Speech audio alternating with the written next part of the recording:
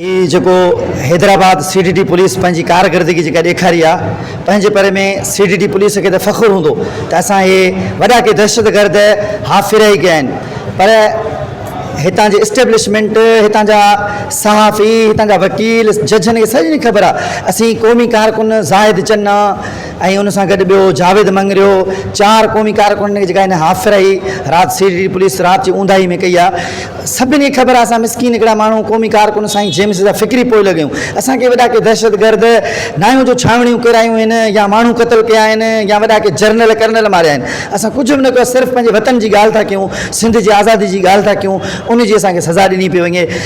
ऐं हिननि खे CDT पुलिस समेत पाकिस्तान जे इस्टेब्लिशमेंट जेके बि एजेंसियूं आहिनि फ़ौज समेत ISI MI सभिनी खे ख़बर आहे जेके क़ौमूं ज़ुल्म सहंदियूं आहिनि ऐं पंहिंजा हॾा भईंदे ॾिसंदा आहिनि ऐं उतां जूं जेके रियासतूं आहिनि फ़ौजूं आहिनि उहे हिकु ॾींहुं तबाह थी वेंदियूं आहिनि कूबिया तव्हांजे अॻियां आहे ऐं उन्हनि जे मथां अमेरिका जेको ज़ुल्म कयो उहो तव्हां ॾिठो जे नेठि हिकु ॾींहुं आज़ादु थियो बंगाल जो तव्हां असरु ॾिठो बंगाल में जेको तव्हां पंहिंजा पथरू न छॾे उते आया हींअर उहो ई साॻियो ज़ुल्म जेको तव्हां बंगालियुनि सां कयो